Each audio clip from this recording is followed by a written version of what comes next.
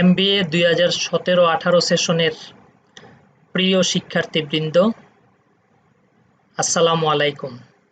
আমি professor Mohammad Jamal Hossain Bhuiyan, department of accounting, government Titumir college.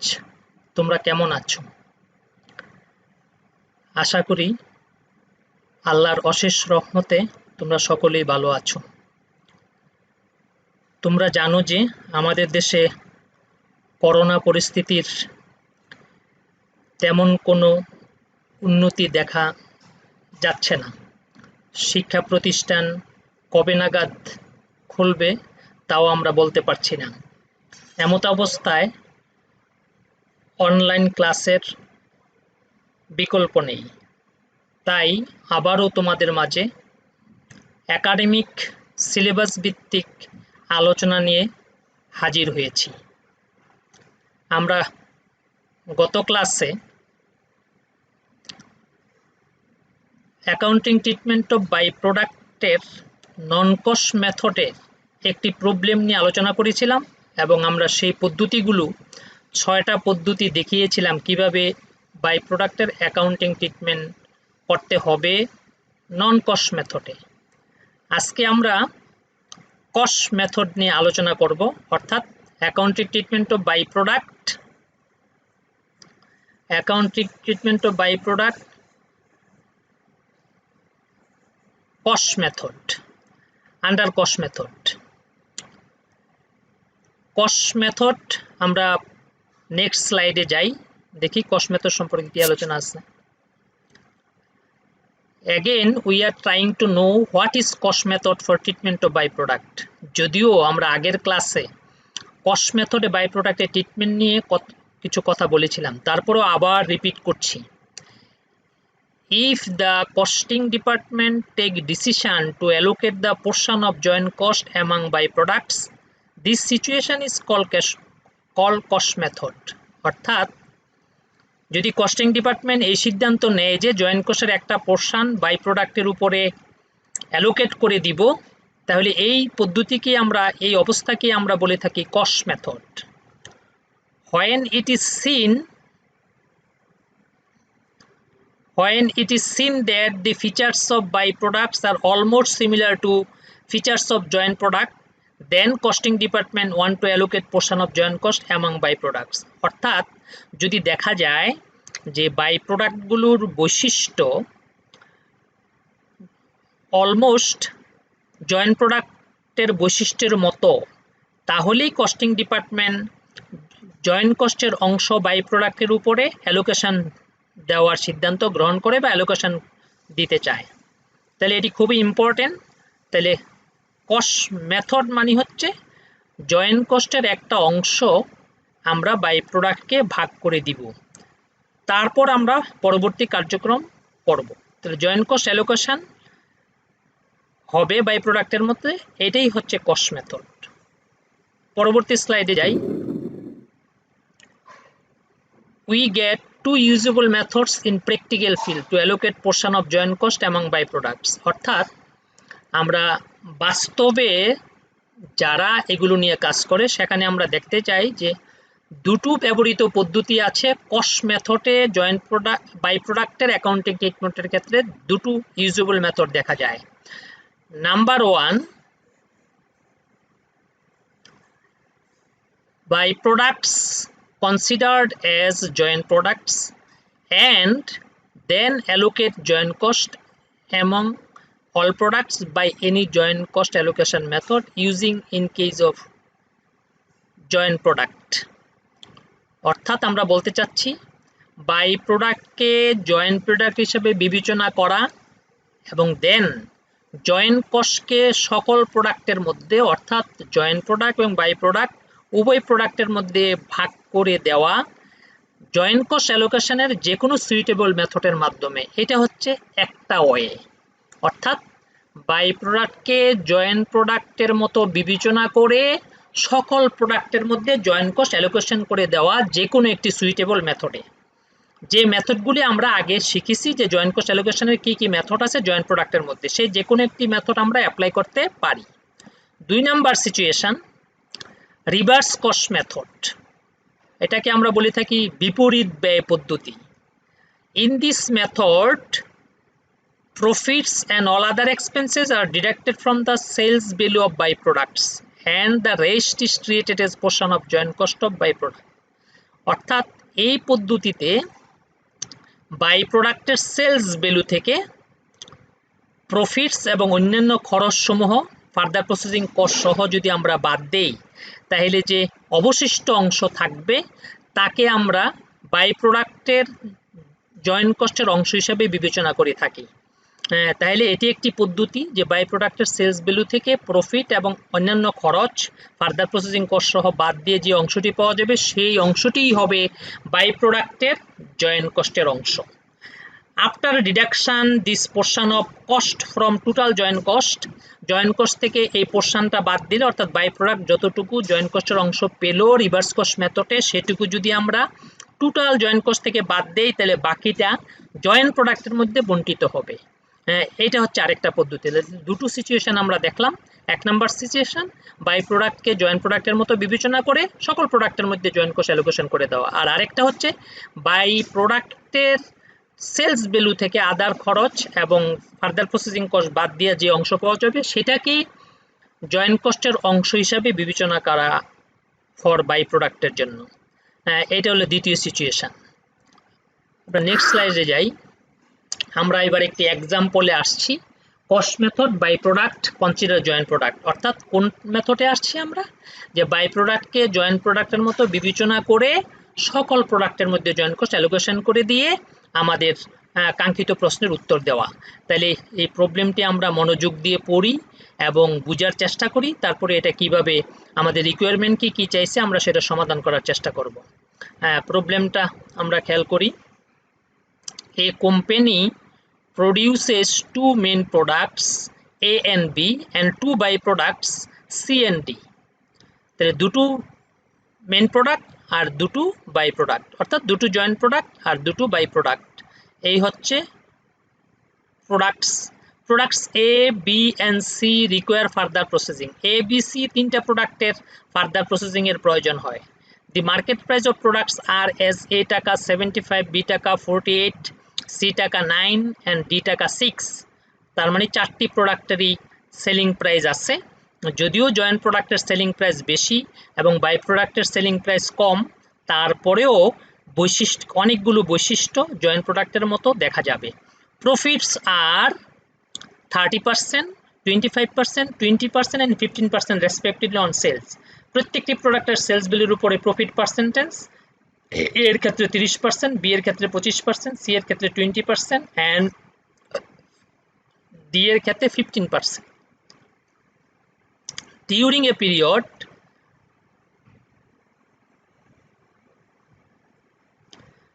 period joint cost of the products were as follows।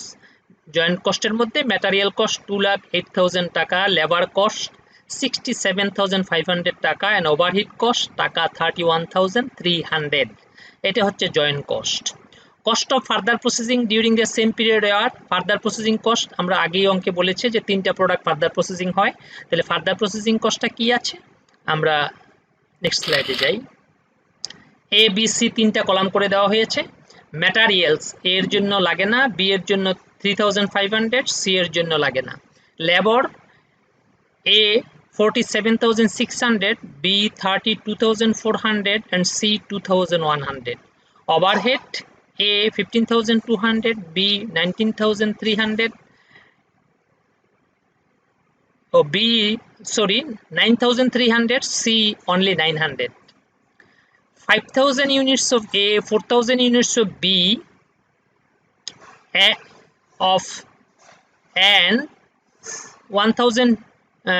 1,500 units of C and 1,200 units of D were produced during the period। অর্থাৎ এই পিরিয়ডে A product উৎপাদিত হয়েছে 5,000, B product 4,000, B product 1,500 এবং C product 1,200। Administrative and selling expenses which are distributed at 3,700, 2717 respectively অ্যামাউন্টের টাকা 5600, অর্থাৎ admin sharing expenses আছে 5600 টাকা। এইটা এ বি সি ডি প্রোডাক্টের মধ্যে ভাগ করে দিতে হবে, 7/3 ভাগ, 7/2 ভাগ, 7/1 ভাগ, 7/1 ভাগ। এই ছিল অঙ্কের ইনফরমেশনগুলো। আমাদের কাছে চাওয়া হয়েছে show how you would apportion joint cost, prepare also a comparative income statement. বলা হয়েছে তুমি কিভাবে জয়েন্ট কস্ট অ্যাপোর্শন করে দিবে, prepare also a comparative income statement, তারপর প্রত্যেকটি প্রোডাক্টের কম্পারেটিভ ইনকাম স্টেটমেন্ট করে দেখাও। তাহলে জয়েন্ট কস্ট অ্যালোকেশন করতে হবে, কিভাবে করবে তোমার সিদ্ধান্ত নিতে হবে, এবং তারপরে একটি কম্পারেটিভ ইনকাম স্টেটমেন্ট করে দিতে হবে। তাইলে আমরা প্রবলেমটি দেখলাম, মনোযোগ সহকারে তোমরা প্রবলেমটি দেখার চেষ্টা করো, বোঝার চেষ্টা করো। তারপরে আমরা এই প্রবলেম সম্পর্কে কিছু ইম্পর্টেন্ট পয়েন্ট নিয়ে কথা বলবো। Next slide. Some important points about problem. Number 1, the features of byproducts are almost same to the features of joint product. আমরা দেখলাম অঙ্কে বাইপ্রোডাক্টের যেমন ফিচার, জয়েন্ট প্রোডাক্টেরও প্রায় একই রকম ফিচার। যেমন জয়েন্ট প্রোডাক্টের সেলস প্রাইস আছে, বাই প্রোডাক্টেরও সেলস প্রাইস আছে, জয়েন্ট প্রোডাক্টের ফার্দার প্রসেসিং কস্ট আছে, বাই প্রোডাক্টের ফার্দার প্রসেসিং কস্ট আছে, অ্যাডমিনিস্ট্রেশন সেলিং এক্সপেন্সেস জয়েন্ট প্রোডাক্টেরও আছে, বাই প্রোডাক্টেরও আছে। অতএব আমরা বলতে পারি যে জয়েন্ট প্রোডাক্ট এবং বাই প্রোডাক্টের বৈশিষ্ট্যগুলো প্রায় একই রকম। Number 2, there is no indication in this problem how to allocate joint cost among the products. Products এর ভিতরে কোন পদ্ধতিতে জয়েন্ট কস্ট অ্যালোকেশন করে দিতে হবে এই সম্পর্কে অঙ্কে কোনো কিছু বলা নাই। তবে আমরা জানি যে সুইটেবল মেথড হচ্ছে এনআরবি বা হাইপোথেটিক্যাল মার্কেট ভ্যালু ম্যালোস। 3 number, in these circumstances we can consider byproducts as joint products, অর্থাৎ এই পরিস্থিতিতে যেহেতু বৈশিষ্ট্য প্রায় একই রকম, তাইলে আমরা বাই প্রোডাক্টকে জয়েন্ট প্রোডাক্ট হিসেবে বিবেচনা করি and then allocate joint cost among all product, এবং সকল প্রোডাক্টের মধ্যে আমরা জয়েন্ট কস্ট অ্যালোকেশন করে দিতে পারি by the suitable method. Suitable method বলতে NRV most popular method for allocating joint cost among the products, so we can follow the NRB method for allocating joint cost among the products. Number 4, we have to prepare two statements, statement of apportionment joint cost and comparative income statement. Before preparation of statements we have to calculate total joint cost and total additional process cost, অর্থাৎ আমরা statement দুটি প্রস্তুত করার আগেই আমাদের joint cost একসাথে দেওয়া নাই, সেগুলো একত্র করে বের করে নিতে হবে। এডিশনাল প্রসেস কস্ট যোগ করে দেওয়া নাই, সেটাও এর জন্য কত, বি এর জন্য কত, সি এর জন্য কত যোগ করে নিতে হবে। এই কথাটি আমরা 4 নম্বরে বলতে চেয়েছি। তাহলে এবার চলো আমরা সমাধানে যাই, অঙ্কটি সমাধান করলে কি রূপ দেখা যায়। Workings number 1, calculation of total joint cost. Materials দেওয়া ছিল 2,08,000, লেবার 66,520, ওভারহেড কস্ট 31,300, যোগ করলে আমরা টোটাল জয়েন্ট কস্ট পাই 3,06,820। Workings number 2, calculation of total further processing cost. A B C 3টা প্রোডাক্ট ফার্দার প্রসেসিং হয়, অতএব 3টা প্রোডাক্টেরই ফার্দার প্রসেসিং কস্ট থাকবে। আমরা কলাম করে নিছি, এ একটা কলাম, বি একটা কলাম, সি একটা কলাম। তাহলে ম্যাটেরিয়ালস এ এর নাই, বি এর আছে 3,500, সি এর নাই। Labour A 47,600, B 32,400 and C 2,100. Overhead A 15,200, B 9,300, C 900 only. Total further processing cost for A 62,800, for B 45,200, for C 3,000. তাইলে আমরা জয়েন্ট কস্ট টোটাল করে নিলাম। ফার্দার প্রসেসিং কস্ট প্রত্যেক প্রোডাক্টের জন্য, এর জন্য কত, বি এর জন্য কত, সি এর জন্য কত আমরা টোটাল করে নিলাম। আর আমরা জানি যে ডি এর ফার্দার প্রসেসিং কস্ট তো হয়ই না। তাইলে আমাদের প্রথম statement apportion of joint cost, statement showing the, তাহলে আমরা দেখি পরের slide. Statement showing the apportionment of joint cost.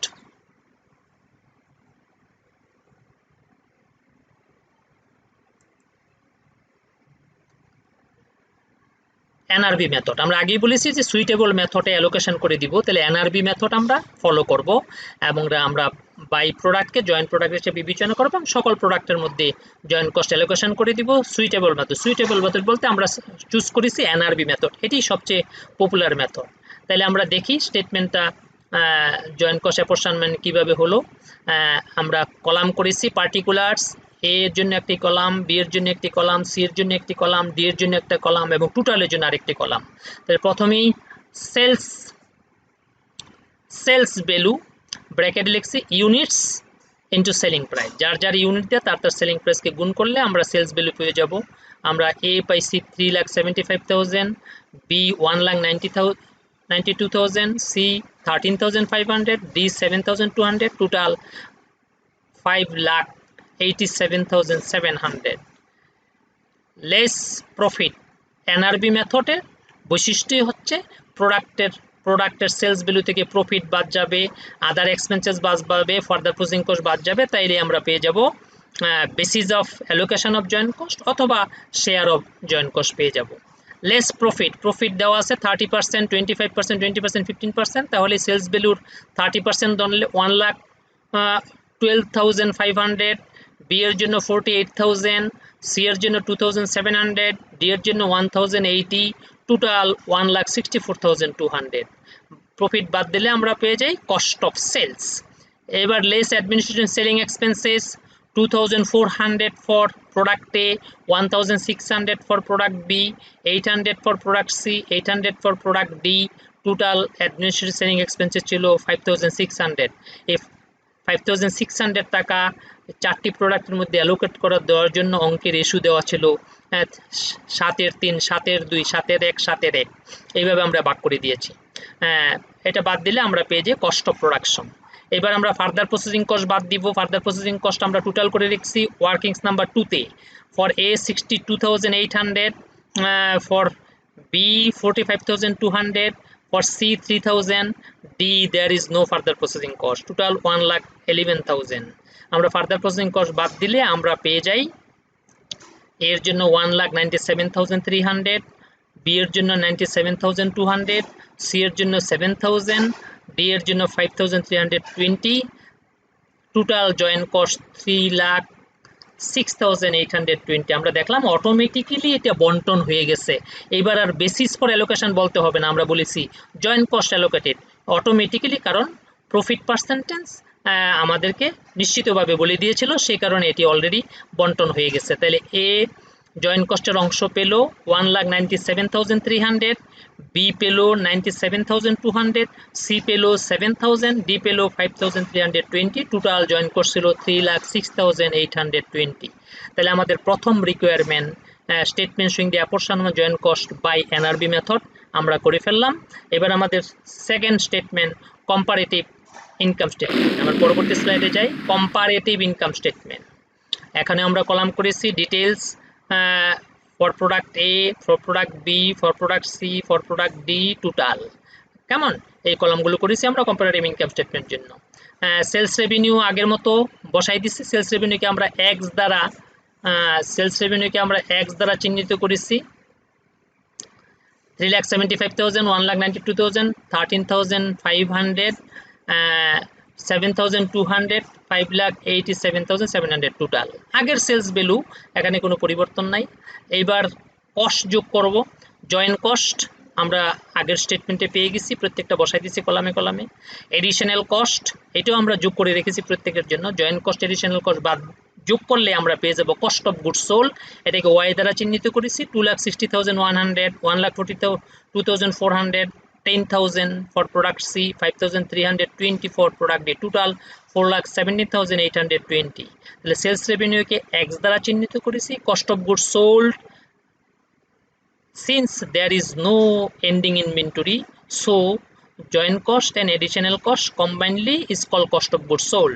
আমরা কস্ট অফ প্রোডাকশন না বলে সরাসরি আমরা বলেছি কস্ট অফ গুডস সোল্ড, কারণ এখানে যেহেতু ইনভেন্টরি নাই, তাহলে কস্ট অফ প্রোডাকশনটাই কস্ট অফ গুডস সোল্ড। তো কস্ট অফ গুডস সোল্ড পেয়ে গেলাম, সেলস রেভিনিউ পেয়ে গেলাম। তাহলে সেলস রেভিনিউ থেকে এখন যদি cost of goods sold minus করি, তাহলে আমরা পেয়ে যাব গ্রস মার্জিন। আমরা gross margin x minus y 1,14,900, 49,600, 3,500 and 1,880, 1,69,880 হচ্ছে গ্রস মার্জিন। আমাদের অ্যাডমিনিস্ট্রেটিভ অ্যান্ড সেলিং এক্সপেন্সেস আছে আমরা জানি 5,600 টাকা। ওই রেশিও দিয়ে 7/3, 7/2, 7/1, 7/1 ভাগ করে দিয়েছিলাম। 2,400, 1,600, 800, 800। তাহলে আমরা যদি অ্যাডমিনিস্ট্রেটিভ সেলিং এক্সপেন্সেস বাদ দিই, তাহলে আমরা পেয়ে যাব net income for product A 1,12,500, for product B 48,000, for product C 2,700, for product D 280, total profit 1,64,280। তাহলে আমরা এ বি সি ডি পাশাপাশি দেখলাম কার নেট ইনকাম কত। এটাই হচ্ছে কম্পারেটিভ ইনকাম স্টেটমেন্ট। তাহলে আমাদের কস্ট মেথডের প্রথম যে পদ্ধতি, by product considered as joint product and then joint cost allocated to all products, এই পদ্ধতির একটি সমস্যা আমরা সমাধান করলাম। আমরা পরবর্তী ক্লাসে বাই প্রোডাক্টের কস্ট মেথডের দ্বিতীয় সিচুয়েশন রিভার্স কস্ট মেথডের একটি প্রবলেম নিয়ে হাজির হব। আজকের ক্লাস এই পর্যন্তই। সবাই ভালো থাকো, সুস্থ থাকো, স্বাস্থ্যবিধি মেনে চলো, প্রয়োজন ছাড়া ঘরের বাহিরে যাবে না, যদি প্রয়োজন হয় তবে সম্পূর্ণ প্রোটেকশন দিয়ে তারপর ঘরের বাইরে যাবে এবং স্বাস্থ্যবিধি মেনে চলবে। আল্লাহ হাফেজ।